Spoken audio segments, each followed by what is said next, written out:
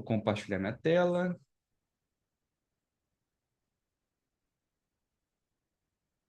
Deixa eu abrir aqui. Às vezes some. Compartilhar.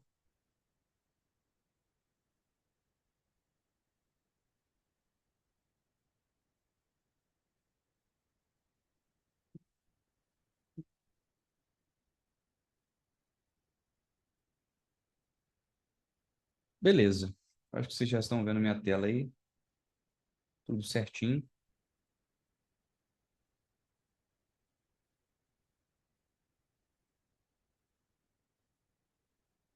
Tá tudo certinho, né, pessoal? Deixa aqui. Som ok, tela ok. Vamos lá. Pessoal, sejam bem-vindos a mais uma aula do nosso curso de Power BI, alinhado com inteligência artificial, né, implementado principalmente para a área de negócios, que é onde nós estamos transitando dentro de diversas cases que nós temos feito hoje no nosso curso, beleza? Deixa eu só destacar aqui.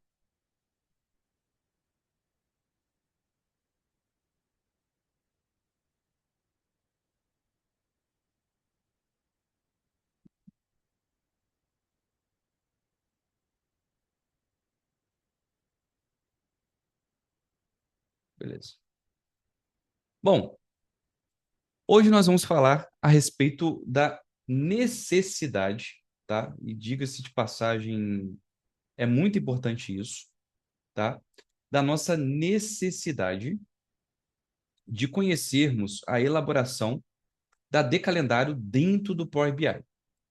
Ressalto que o material já está certinho na apostila, na pasta do Drive de vocês, dos nossos alunos que acompanham o nosso curso. Tem um grupo especial do WhatsApp.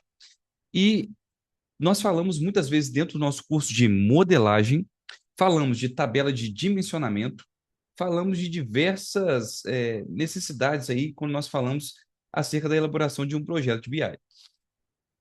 Falamos muitas vezes na prática, vocês foram observando que ao longo das cases, né, os projetos eles foram ampliando o seu nível de conceito. Começamos a falar do ETL, começamos a falar da importação dos dados, começamos a falar da modelagem, começamos a falar de relacionamento. Fizemos muitas funções e nós fomos aprendendo de forma gradativa diversas funções que realmente, tá? Elas nos dão essa possibilidade de fazer dashboards já desde dessa formação básica que nós temos. E hoje nós vamos entrar um pouquinho mais na técnica com relação a esses conceitos, a essas nomenclaturas que nós muitas vezes falamos aqui, tá? O que é a modelagem dos dados em Business Intelligence, né? O conceito você já tem. Business Intelligence é a inteligência de negócios. Mas a modelagem de dados em si, ela é um processo fundamental porque envolve a criação de representações, né, das organizações, permitindo que as informações estejam muito bem alinhadas para responder a questões de negócio, tá bom? Então, qual que é o objetivo principal? Estruturar dados brutos que possam ser transformados em insights valiosos. Então, muitas vezes, é aquilo que nós falamos com relação à grande oportunidade do Power BI. Vocês não vão ver outro software que ele é alimentado por várias bases de dados que integra da forma que o Power BI integra, tanto para pessoas que têm conceito da área de TI, né, da área de TI, no caso, como para pessoas que muitas vezes não tiveram um contato mais aprimorado com dados, com programação. Ele faz isso de uma forma muito prática, muito direta e se conecta com diversas bases de dados, diversas integrações que nós podemos fazer dentro do Power BI. Tudo isso para quê? Para que se houver uma necessidade de você montar um KPI e essas informações do tal KPI elas estejam dentro de um RP, outras venham por API ou outras venham por um arquivo CSV, vocês vão conseguir fazer isso de uma forma prática, de uma forma bem visual também. Então, é muito importante que a gente tenha essa noção. Poxa, por que que eu estou aprendendo Power BI?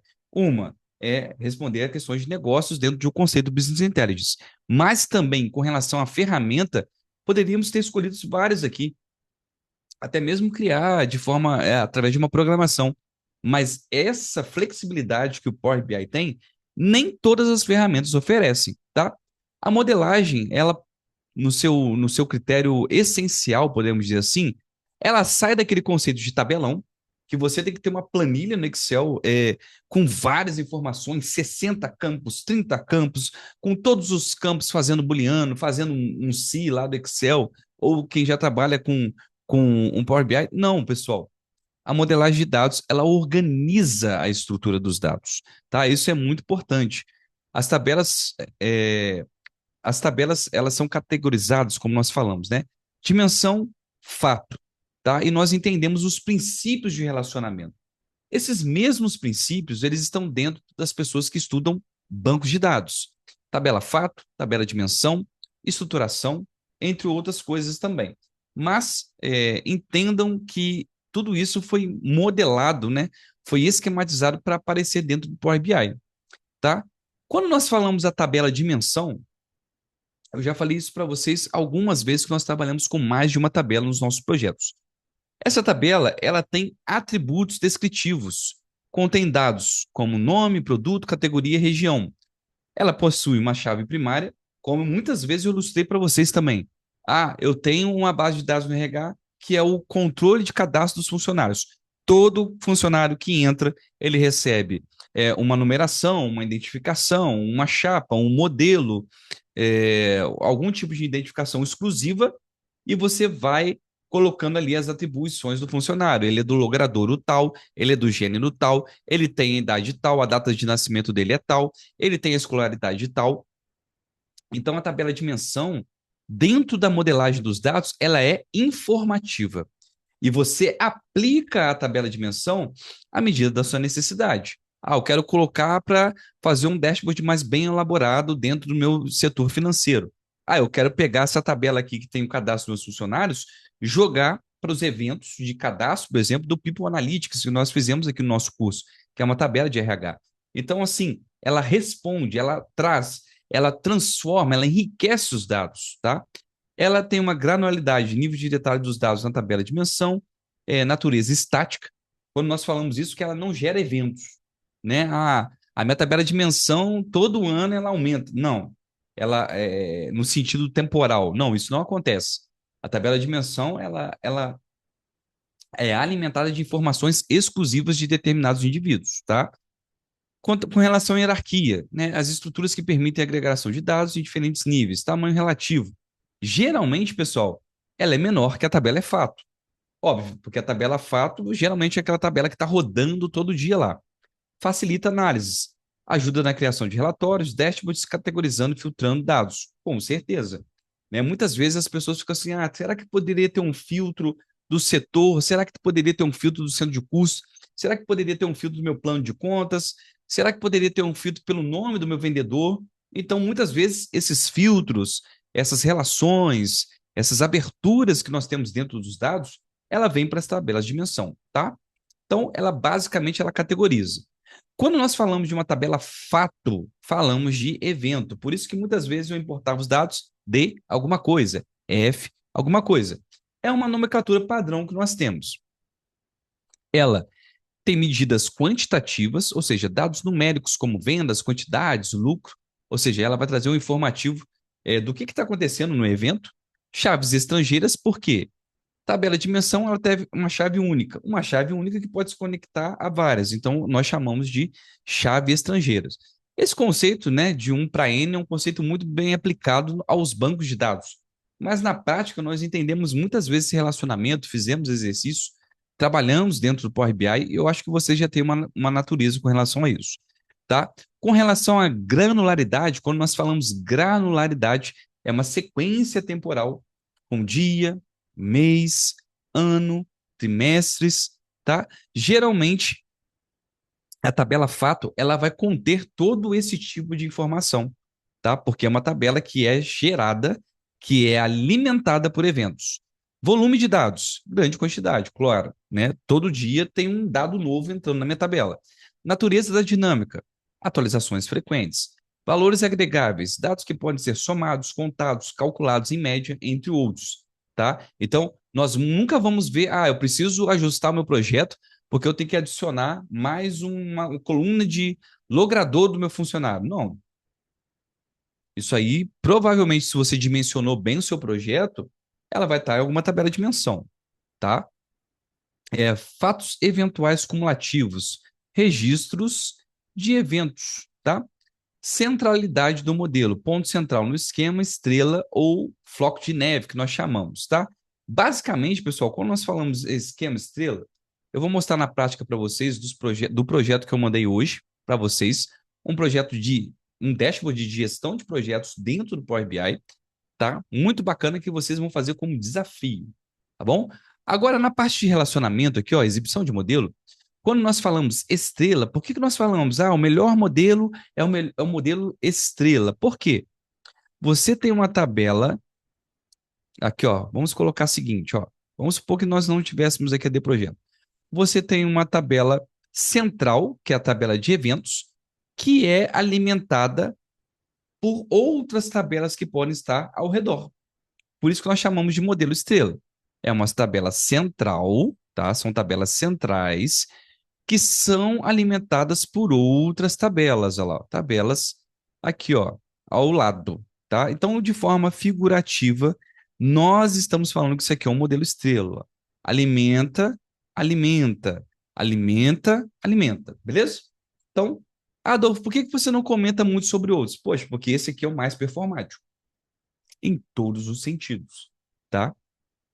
Beleza? Então, daqui a pouquinho eu vou falar um pouquinho também, né, do nosso dashboard, mas fica no esquema aqui. Segura um pouquinho aí. Vamos lá. Bom, relacionamentos entre tabelas. Relacionamentos nós já fizemos na prática, né, pessoal? Você tem uma identificação de uma informação que você conecta e ela começa a transformar aquela informação. Basicamente, dentro do Business Intelligence, né, o mais procurado aí, como nós falamos para vocês, é o 1 para N. Embora nós tenhamos 1 para 1, N para Ns, né? Mas no caso, pessoal, de forma performática e mais usual, nós sempre utilizamos 1 para N. Um registro em uma tabela pode estar relacionado a vários registros em outra tabela. Exemplo, uma categoria para muitos produtos, tá bom? Isso aí é uma coisa bem básica aí para nós, já nessa altura, né? Vamos avançar aí. Agora sim, pessoal, os projetos que foram necessários, uma tabela que dimensiona o tempo, eu sempre estratifiquei e mandei essa tabela para vocês, tá bom? Mas hoje nós vamos aprender a fazer essa tabela dentro do Power BI. Essa tabela, existe a possibilidade de fazer por DAX e é muito mais simples? Com certeza. Existem funções que você já pode trazer a de calendário, dimensionar e utilizar, tá? Eu vou mandar para vocês, lógico que em algum momento eu vou ilustrar. Mas hoje, nessa aula, nós vamos fazer montar de calendário a partir do ETL, tá? A partir do ETL. Qual que é a verdadeira importância da de calendário? A construção de uma calendário no Power BI é fundamental para análise de dados e traz várias vantagens que facilitam o processo de visualização e interpretação das informações. Importância, análise temporal. Isso nós já vimos no curso. Por quê? Se eu não tenho uma de calendário, e lá nos nossos últimos projetos, nosso projeto financeiro, eu tinha lá, eu quero analisar o valor como que eu estava há um ano atrás.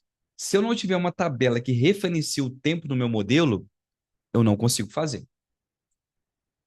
Todas as funções DAX que trabalham essa sazonalidade, esse deslocamento temporal, eles só aceitam como campo de referência de datas a de calendário. Então, já é um ponto que nós podemos virar a chave e entender que todo projeto no Power BI precisa de calendário. Todo projeto bem dimensionado. Segundo ponto, relatórios precisos. Né? Então, você vai conseguir fazer uma comparação, uma análise horizontal, seja ela financeira. Quando nós falamos análise horizontal, é mês após mês, ano após ano, tá? Dia após dia. Você consegue fazer um trabalho de variação, você consegue fazer um cálculo específico acumulativo dentro do Power BI, e entre outros também, tá? Facilidade na criação de medidas. Uma vez que você tem, você consegue fazer. Benefícios: melhor integração dos dados, certamente. É aquela situação que nós comentamos, né? E maior eficiência analítica. Eu tenho lá, a minha empresa trabalha da seguinte forma: eu tenho uma tabela de custos, tudo que eu precisei gastar, e eu tenho uma outra tabela de tudo que eu recebi. É o famoso contas a pagar e contas a receber. Se você não tiver uma de calendário e você for usar um gráfico que mostre esse comparativo a pagar e receber ao longo do tempo, eu sempre faço essa pergunta, né? Qual seria o campo de datas que você utilizar?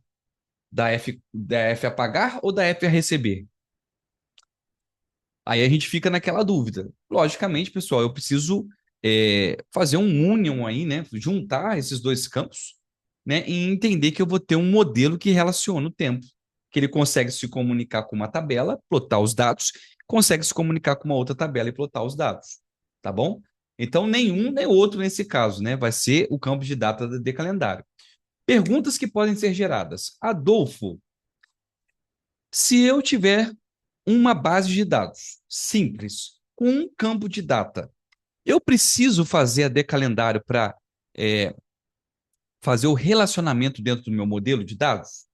Eu volto à pergunta: qual é o tipo de análise que você vai fazer? Você vai fazer algum tipo de cálculo que você precisa referenciar a data? Ou você vai precisar fazer? Tá bom? Então, são perguntas frequentes que são geradas aí dentro do contexto de aprendizado. Beleza? Então, pessoal, entendemos a importância. Granularidade, relacionamento, mais possibilidade analítica. Seriam pontos fundamentais da composição da decalendário, desse esforço que nós geramos, tá bom? Uma vez feito, seja no ETL, seja dentro do Power Query, ou por uma função DAX, que traga o seu modelo da decalendário, não precisa mais mexer, certo, pessoal? E os modelos que eu vou apresentar de elaboração são modelos que você não precisa mais mexer. À medida em que entrar um novo campo de data, a lógica ela vai incrementar mais uma data. Isso aí nós vamos ver na prática, tá bom? Não se preocupem. Deixa eu ver se tem mais alguma coisinha. Agora sim, tá? Para nós trabalharmos dentro do Power Query, lembra lá na primeira aula que eu falei, o Power BI possui uma linguagem que se chama DAX, expressões que analisam dados. O Power BI também possui uma outra linguagem que é a linguagem M de programação, que é uma linguagem que está dentro do Power Query, utilizada no nosso ETL, para transformar, para trazer uma nova consulta, para fazer algum tipo de transformação. Pessoal, uma coisa que eu quero deixar bem claro aqui para vocês. Nós estamos indo muito ponto a ponto. Então, assim, o que eu tenho mostrado para vocês é uma coisa que vai servir para várias resoluções. Então, às vezes, por que a gente fala isso? Ah, eu não sou programador, estou começando a ficar assustado, está aparecendo muita função. Não, pessoal. Estudar não é assim. Desenvolver não é assim. A não ser que você vai fazer um concurso público, você precisa saber tudo. Mas aprender Power BI, construir dashboards, cada desafio te traz um conceito diferente. Então, poxa, nossa, olha, já vem o Adolfo com um monte de fórmula. Calma. Você vai fazer isso aqui toda vez e vai fazer uma única vez quando você for fazer um projeto. Então, não precisem reclamar, tá bom? Vamos lá. Eu tenho as medidas aqui dentro da nossa apostila, mas antes disso, eu vou fazer passo a passo com vocês na prática. Vou importar as bases de dados que nós temos da gestão de projetos, aqueles que eu enviei para vocês, e vamos fazer com muita paciência dentro do Power BI, assim como nós fazemos em todas as cases. Então, vou abrir aqui um PBIX do zero, PBIX em branco. Vamos começar o nosso trabalho, tá? Ele está abrindo na tela que não está compartilhada. No problem, vou trazer aqui para vocês. Trouxe para cá. Bom, aqui está o nosso modelo, o nosso arquivo, né? Então, ele está em branco. A base de dados que nós temos para que vocês façam um desafio aí de gestão de projetos. Ah, tá faltando uma coisa nessa turma aí. Tá faltando postagem no LinkedIn. vocês mostrarem o trabalho de vocês, o quanto vocês estão evoluindo, o quanto vocês estão somando aí, tá? Vou ficar na guarda dessa case aqui. A nossa base de dados, todas elas são arquivos em CSV. Então, obter dados, tá? Obter dados, eu vou vir aqui, texto CSV. Vou vir aqui na área de trabalho, onde nós temos a nossa pasta. Vou pegar aqui, ó, PBIX4 Database, e vou trazer D projeto, F custos e F orçamento. E vou explicar a base de dados para vocês, tá? Então, a primeira base que eu vou trazer é a D projeto. Eu vou abrir, ele vai abrir aquele pop-up, vai entender aonde está o arquivo e eu vou conseguir fazer aqui. O TF8, isso aqui a gente já falou sobre isso, para que o dado ele seja traduzido de uma maneira correta, sem erros de pontuação, entre outros, nós utilizamos esse parâmetro aí para a tradução do dado, já dentro da nossa etapa de ETL. Então, eu tenho aqui a minha base, delimitador, não vou mexer, eu vou clicar em transformar dados. O Power Query ele está aberto para nós aí, ó. Agora, nosso editor de consultas, que vocês possivelmente gostaram muito quando viram algumas transformações aqui. E nós temos a nossa D projeto. Aqui eu tenho o ID do projeto, como uma boa tabela de menção. Observem que eu não repito o ID, tá? São exclusivos. Eu tenho a descrição do meu projeto, valor do orçamento, data da aprovação do projeto, data da conclusão do projeto, data da última atualização do projeto. O status do projeto, se ele foi finalizado, em andamento. Então, se eu quero mexer no cadastro do projeto, no meu sistema, eu vou estar mexendo nessa planilha, nessa consulta, no caso, né? Gerente do projeto e equipe. Tá aqui. Tá? Eu não vou ficar tipando, mudando muita coisa, não, mas aqui está o valor de orçamento, né? Número decimal fixo, substituir atual. Data da aprovação ele já entendeu como data, eu vou manter dessa forma, tá? Só para que a gente vá no foco.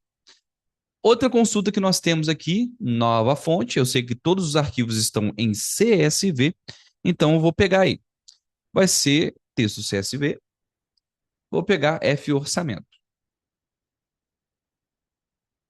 Como eu estou dentro do Power Query, né? Ele só está mostrando aqui aquele pop-up, não aparece aqui transformar ou carregar, porque eu já estou dentro do Power Query, né?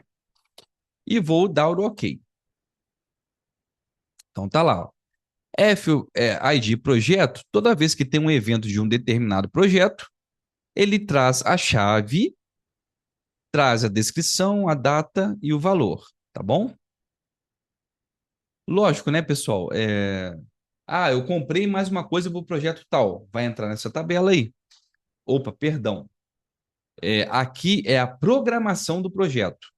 O ID do projeto, descrição e as datas que efetivamente seriam feitas as compras, tá? Essa tabela é F orçamento. A próxima consulta que eu vou trazer é texto CSV e a F custos. Aqui mostra dia a dia o que eu gastei com cada projeto. E o bacana da gestão de projetos é você entender que a sua lógica de programação ela está compatível com o que você está gastando, ou você extrapolou aquilo que estava programado para o projeto, ou você está bem abaixo do orçamento que estava programado para o projeto. Então, essa é a lógica que nós vamos entender aí. Vou dar OK. Aqui, no caso, traz data, o valor, tá? A descrição do item, poxa, eu gastei com o projeto tal, mas o que eu gastei, tá? O ID do projeto, classificação, trazer para frente aqui, ó, ID do projeto, para ficar igualzinho, ID do projeto, classificação, fornecedor, de quem eu comprei, tá? Beleza? Então, no final aí, ó, do nosso desafio, o que nós vamos ter? Esse cara aqui, ó, esse dashboard top, top demais, tá? Que mostra o que eu tinha orçado, quanto que eu gastei até o momento, o que eu tenho de gastos com serviços, gastos com materiais, meu percentual de consumo, e mês a mês eu vou tendo a margem, tendo a visão detalhada mensal, se o que eu programei, né, está contido aí, né, se eu não estou extrapolando aquilo que já estava programado. tá bom? Aqui eu tenho uma visão por equipes, aqui eu tenho uma visão por gerência, né? Os consumos aí, ó, equipe, gerência. Um dashboard simples, mas muito, muito eficiente, tá bom? Beleza? Então tá aqui o nosso final aí. Como eu sempre comentei com vocês, eu gosto de mostrar o final das coisas para que a gente tenha essa margem. Mas o nosso foco aqui é o seguinte: se eu fechar e aplicar, carregar, fazer o load dentro do Power BI, eu poderia até começar a trabalhar aqui, né? Tem o de projeto, provavelmente o Power BI vai detectar o relacionamento. Vou trazer aqui, ó, lá, de projeto. Eu tenho aqui a F custos e a F orçamento, tá? Tem as minhas tabelas centrais que estão sendo alimentadas. Ou seja, tudo que tem de ID de projeto aqui, eu consigo buscar informação no de projeto. Tudo que tem de F custos aqui, eu consigo buscar informação aqui. Então, essa tabela, ela está a todo tempo alimentando essa tabela e essa tabela aqui, tá? Então, eu tenho um modelo estrela aqui, né? Um modelo esquema, tá? Beleza. Mas, se eu for fazer esse gráfico aqui, ó, esses dois gráficos que nós temos, comparativo de orçado e valor gasto, comparativo de acumulado e valor gasto acumulado. E a amarração do ano aqui. Vou tirar o ano atual, porque não vou ter nada que essa base até 2024. Se eu não tiver AD calendário para ser o meu eixo temporal, eu não consigo fazer esse cara aqui. Certo? É o ponto que eu estou comentando com vocês agora na prática. Então, eu estou partindo do princípio que eu tenho duas bases distintas que geram eventos. Se elas geram eventos, elas têm um campo de data delimitado. Se elas têm um campo de data delimitado, eu preciso dimensionar isso. Eu preciso que eles falem entre si para que eu possa gerar uma informação relacionada. Do contrário, não consigo. Só esboçando na prática, não visual, pessoal, aquilo que nós já comentamos com vocês. Beleza? Então, vamos lá. Bom, se eu entendi a necessidade de formular AD calendário, eu vou voltar para o Power Query, poderia fazer com o DAX, vou mostrar esse exemplo para vocês, tá? Mas vamos fazer pelo Power Query. A primeira coisa que eu vou fazer aí, pessoal, é seguir o passo a passo que nós temos aqui, ó. Primeira coisa, eu vou concatenar os campos de datas dentro do meu ETL. Ou seja, eu vou pegar tudo que eu tenho de data das duas tabelas, jogar numa coluna só. Esse é o primeiro passo aí para que vocês entendam, tá bom? Então vamos lá. Para que eu faça isso dentro do Power Query, poxa, Adolfo, você tem duas consultas. Como é que você vai gerar uma consulta nova agora? Como é que você vai gerar de calendário? Eu vou fazer o artifício da nova fonte, consulta nula. Todas as vezes que vocês quiserem gerar uma tabela nova pela linguagem M dentro do Power Query, nosso caminho é consulta nula. Lembra quando eu quero fazer uma consulta de medidas lá, uma tabela de medidas? Eu abro com tudo vazio. Quando eu quero gerar uma coluna, uma tabela nova com DAX dentro do Power BI, eu vou lá na minha modelagem, adicionar tabela, aí eu posso adicionar uma função DAX que gera uma tabela, tá bom? Então vamos para a prática aí. Consulta nula. Observe que fica aqui para mim, ó, para que eu possa interagir. O que eu vou fazer aqui, ó? Antes de mais nada, eu vou dar um ESC, vai ficar assim mesmo. Eu tenho data que se chama, aonde o campo se chama data, e eu tenho F orçamento, aonde o campo se chama data. Então, quando eu vir aqui juntar essas duas tabelas, ó, na minha primeira função aí, eu vou dar um igual, tá? Como é que eu trabalho com a linguagem M? Igual, eu acho que é isso mesmo, tá? Eu vou pegar F custos, olha lá, ó, selecionei, tá? E aqui, pessoal, o que eu tenho dentro dela, eu vou por colchetes, tá bom? Vou chamar data. Então, eu estou chamando a data da F custos. Vou concatenar todos os valores de datas da F custos com, olha lá, espaço, concatenar com F orçamento. Qual é o nome do campo? Abre colchetes, data. Então, depois que eu tenho pronto aí, ó, F custos, data e F orçamento, data, eu vou dar Enter. Deixa eu ver aqui. Ah, ele não entendeu aqui, peraí. Deixa eu excluir aqui, ó. Fazer do zero de novo. É a mesma lógica, mas, tá? Nova fonte, consulta nula. Vou vir aqui e vou igual a data da F orçamento. Vou dar um tab aqui para entrar na função. Vou abrir colchetes, vou botar data. Não sei se é colchetes. Tá certo. Colchetes com, concatena com F custos. Tá? Selecionei a tabela. Campo de data aí, colchetes. Vou chamar o campo. Vou dar Enter. Pronto. Essas situações, às vezes você dá Enter e ele aparecer a expressão embaixo, provavelmente vai acontecer quando vocês estiverem fazendo, tá bom? A linguagem M, às vezes é um espacinho que você dá, é um colchetes que você deixa de colocar, ela dá esses erros. Não é um caso erro, né?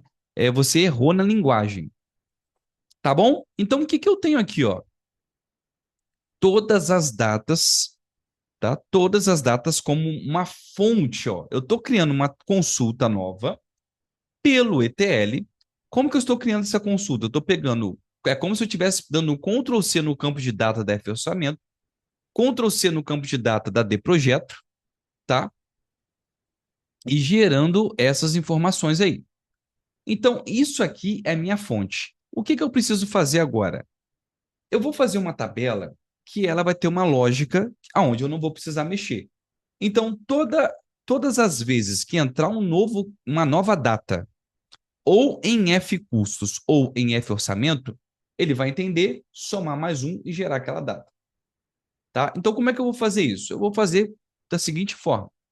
Vou ver que depois que eu tenho a fonte como etapa aplicada, vou clicar aqui, ó, nesse FX aqui, que está aqui, que vocês estão vendo. Ó, esse cara aqui. Então, eu tenho um cálculo na linguagem M, tá? Eu tenho uma expressão aqui, tá? Concatenei data com data utilizando esse símbolo, concatenar. E agora eu vou gerar, tá? Vou gerar mais um cálculo dentro da linguagem M. Dei um ESC aqui, então vou clicar em FX. Observe que a etapa aplicada aqui, ó, ficou fonte, depois personalizar. Esse novo valor aqui, ó, personalizar um, como vocês estão vendo aqui na apostila, eu vou chamar um ponto do ponto mínimo de todas as datas que eu tenho. Depois eu vou abrir uma outra função na linguagem M que vai analisar qual é o ponto máximo, para que vocês venham a entender, tá? Então, primeira coisa, ponto mínimo. Como é que eu vou fazer isso? Vou vir aqui, ó. Vou pegar uma função que se chama, tem tudo na apostila, tá, pessoal? List min, função na linguagem M, sempre maiúsculo, minúsculo, tá? List min, ela não é tão fácil igual o DAX. Eu quero achar o valor mínimo, é como se eu estivesse fazendo o min lá no DAX, tá? Abrir aqui parênteses e vou puxar da fonte. Por que eu estou puxando da fonte? Porque a fonte tem todas as datas de todas as tabelas. Então, vou vir aqui, se estiver tudo certinho, vou dar Enter. Então, ele analisou a fonte e entendeu que o ponto mínimo, a data mínima que eu tenho dentro de todas as datas é 2/1 de 2020. Depois, eu vou aqui renomear essa etapa e vou falar que é o... como que eu estou chamando? Só para que eu não fique... Datamin, né? Só que eu não fique diferente aí para vocês. Vou chamar de datamin. Olha lá, pronto. Agora eu vou clicar em FX de novo e vou achar a data máxima. Então, list max, list.max, tá? List.max, às vezes ele duplica o list, normal também, você tem que vir aqui apagar. Vou abrir parênteses e vou puxar da fonte. De todas as datas, qual é a data máxima? Enter. 28/12/2024. E a nossa tabela realmente ela vai de 2020 a 2024, tá? A nossa base de dados no todo. Tá? O nosso projeto, todos os projetos da minha empresa se encerram em 2024. Aqui eu já tenho a fonte, a origem. Dentro da origem eu busquei a data mínima. Dentro da origem eu busquei a data máxima. Vou até renomear a etapa. Cliquei com o botão direito, então vai ser data max, tá? Data max. E qual que é o próximo passo que eu tenho agora, pessoal? Se eu tenho um ponto mínimo, eu tenho que fazer uma lógica para que ele adicione de um em um dia sem repetir. Observe que na apostila eu coloquei aqui, ó, a diferença em dias entre os pontos max e min por essa função. Mas antes, né, a duration days. Por que eu tenho que entender do ponto mínimo ao máximo quantos dias eu tenho? Porque todas as vezes que ele acrescentar mais um, ele vai popular todo mundo e vai adicionar mais uma data. Porque eu vou fazer isso aqui automático. Todas as vezes que entrar uma data na base de dados, ele vai analisar quantos que eu tenho e vai somar mais um. E aí, no caso, ele não vai replicar. Certo? Essa é a lógica. Então, vou entender a diferença entre o mínimo e o máximo.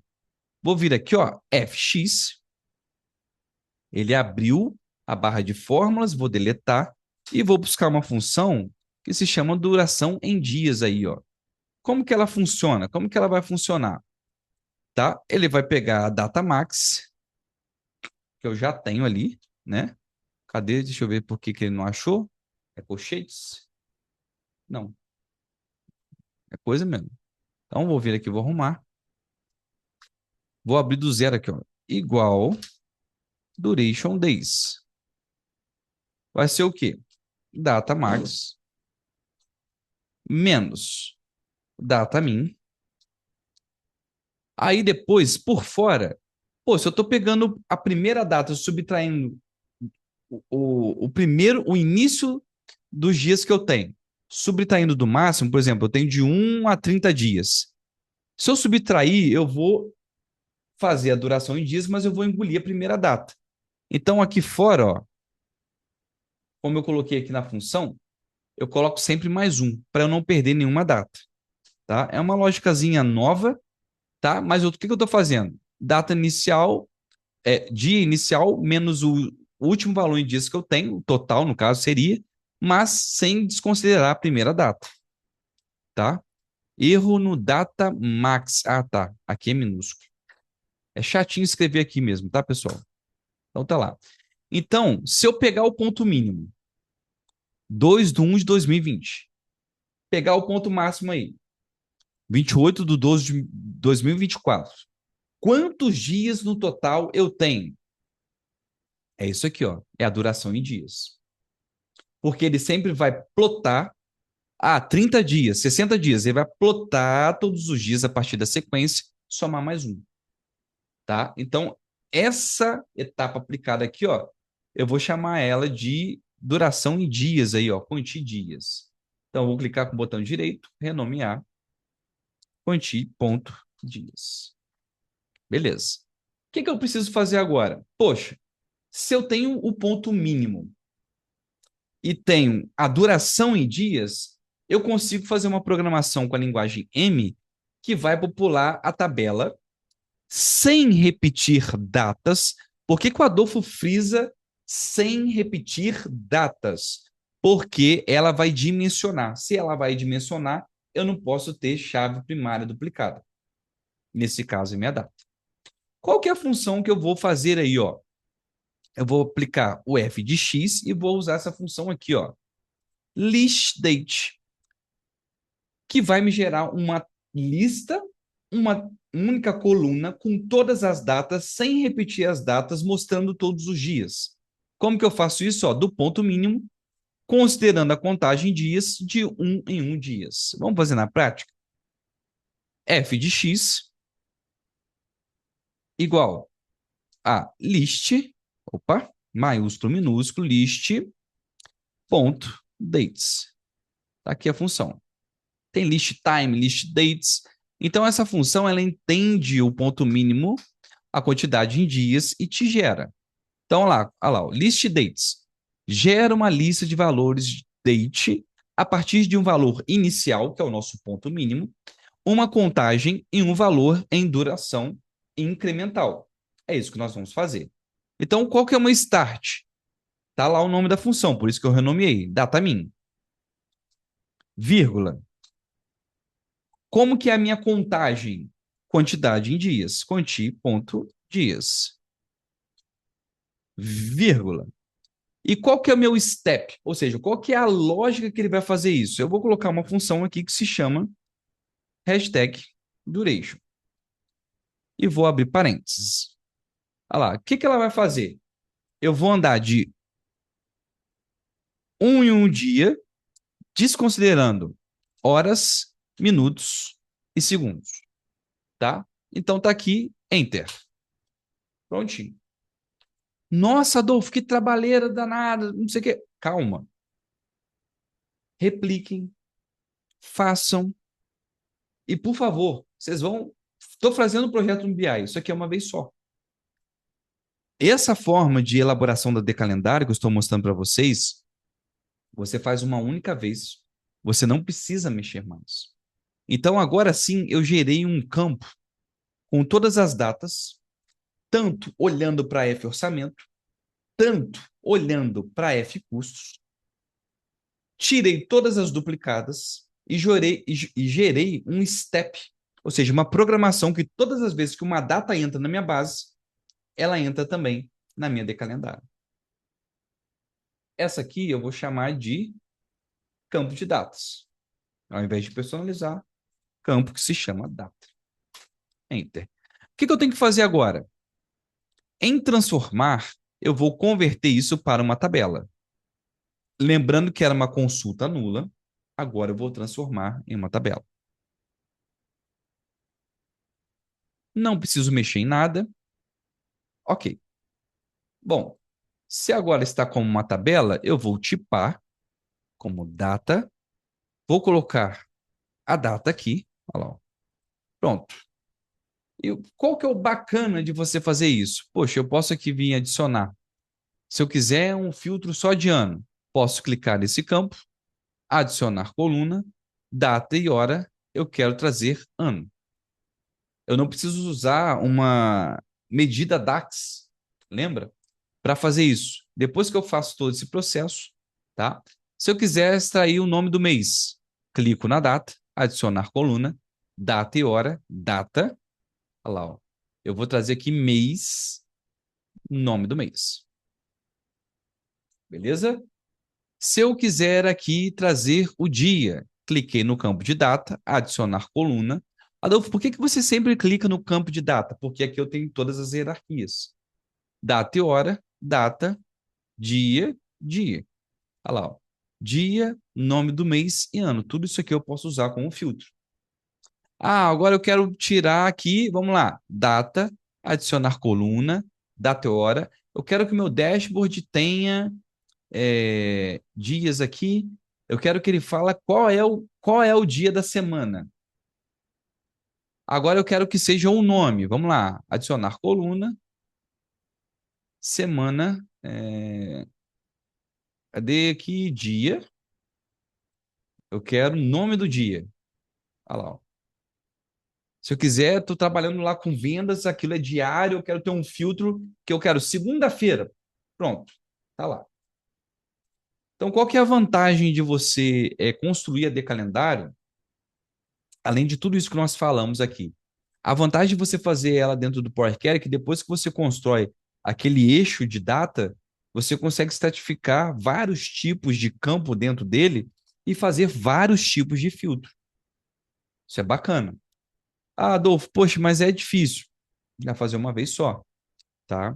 Vai fazer uma vez só. E lembrando também que eu vou fazer pelo DAX, tá? Sem vocês precisarem conhecer essa lógica da linguagem M de programação, beleza? Mas para quem já está bem adiantado no projeto e vai precisar utilizar de calendário, porque está utilizando mais de uma base de dados com eventos, tá? E precisa fazer as análises, isso aqui já está pronto para vocês. Tá bom? Como eu não vou deixar como consulta 1, vou clicar aqui em renomear e vou chamar de calendário. Tá lá, a famosa de calendário, que em 99,9% dos projetos bem dimensionados dentro do Power BI, ela vai existir. Vou vir em página inicial, fechar e aplicar.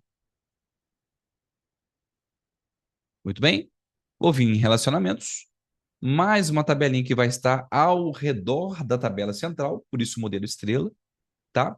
Vou pegar aqui o campo de data, onde eu tenho todas as hierarquias, relacionar com F orçamento, lá data com data, um para muitos salvar. E data com data de F custos. Data, data, um para muitos salvar. Prontinho. Olha lá, ó. Mais uma tabela que alimenta minhas tabelas fatos aí. E qual que é a vantagem disso? Por exemplo, se eu tiver aqui, ó, vamos para a prática agora, para as tabelas. F orçamento, eu tenho campo valor. Vamos pegar aqui e criar uma medida. Vou criar. Eu queria abrir outra tabela, mas o vício de fazer tudo certinho. Medidas. Carreguei.